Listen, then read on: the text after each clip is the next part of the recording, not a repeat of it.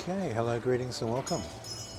All right, so this next video we're going to look at the cultivation of light. Now, basically in Hermetics, everything that exists is light. There's nothing that is not light. So when we look at everything is composed of consciousness, information and energy. And that combination produces light. So it has very, very coarse, heavy light in form and very highly refined states of light on the edges of non-form, and then pure spirit and high states of spiritual evolution have a type of non-dual light that hasn't started to flux yet, hasn't started to vibrate. So there's all these different types of light.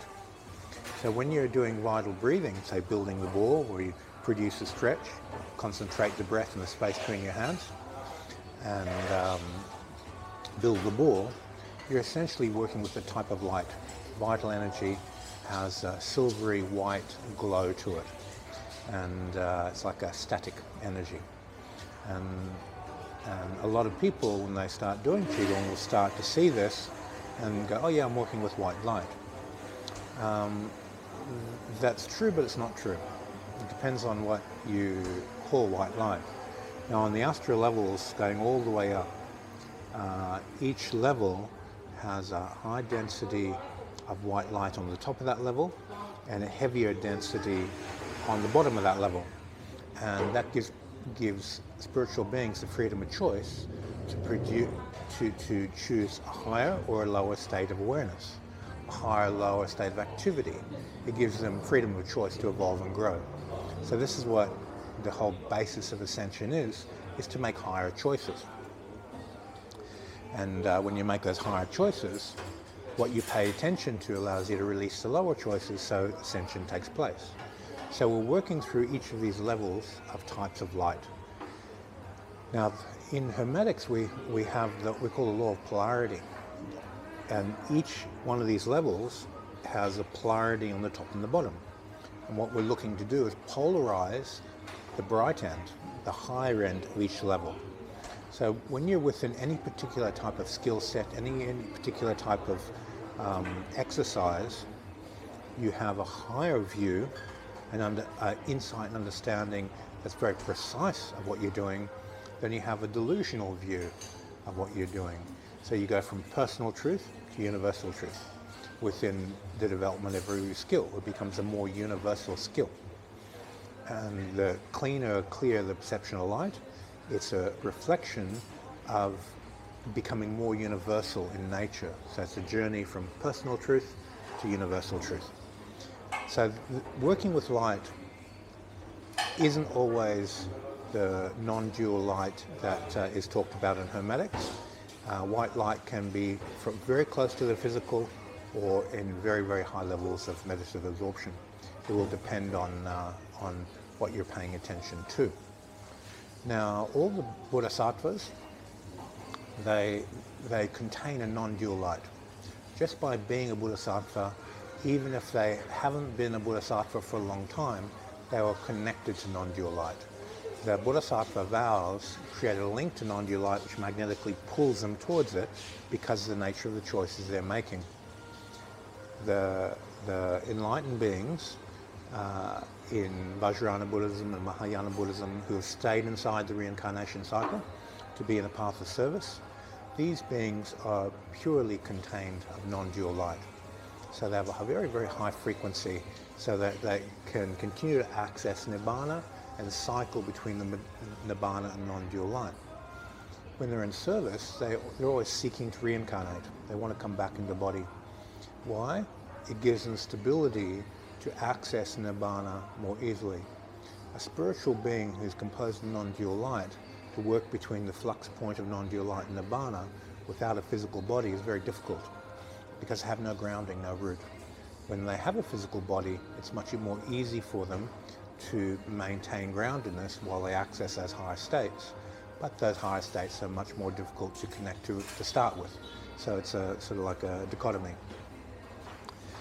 Okay, so non-dual light is really the goal in Hermetics. You want to get to this non-returner stage as quickly as possible, because this is where freedom of choice starts to kick in. When your physical body dies and your spirit moves up to its center of gravity, what it pays attention to throughout this incarnation, if it's of a non-dual light frequency, that means you have a freedom of choice whether you reincarnate again. Will the mind get sucked back into the samsaric cycle, or will it float in this non-dual light, and your absorption will within your spirit that got you there is stronger than the samsaric static that pulls you back into reincarnation. So the Hermeticist is looking towards connecting this divine light as quickly as possible to stabilize their spiritual journey. In Buddhism, this is called a non-returner. You have the stream enter, once returner, non-returner, and arahant. So that's the stage before arahant. And this level of non-dual light, 10 years of correct practice will get you there. If you're having that light transferred to you through a teacher, then that 10-year period will get shorter, because the frequency, you don't have to tune the frequency. Someone tunes it for you, you just have to pay attention to it, so your training time reduces substantially. And then it's just a matter of generating a memory in your spirit and a ritual to re-access that non-dual light state, go into some hardier mental absorption on that non-dual light state, and master it. Okay, so white light can mean different things to different practices. Anytime a person enters into prayer, it'll activate light within the frequency of the state of their prayer. So if they're following a religion that fears God, which is fear being a lower astral quality, and they humble themselves before what they fear while they pray, it'll generate light, but it's a low frequency of light. It's not very high. Where if a person's in a state of release and union with their deity, they're one with the deity, they're going to go to a much higher state of awareness. Because everybody is made in the image of God. We're a vibrational match to God in spirit. When you recognize that, obviously there's nothing to fear.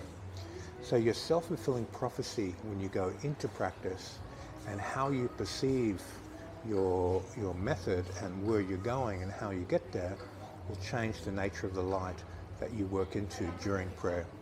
So if you have a self-fulfilling prophecy which is grounded in emotions, you'll get stuck in a lower astral type of light.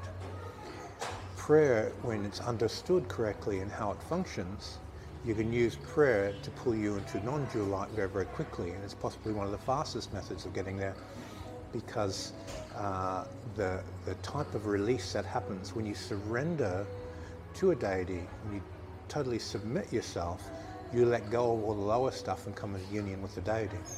And if the deity is non-dual by its nature, you touch non-dual light very quickly. And this type of practice is a very quick way for certain personality types to get there. Okay, so we'll leave it there on light. And if you have any questions, just drop me an email, and I'll reply to those questions on the Vimeo channel, and we can go deeper there. Thank you for your time, and see you in the next video.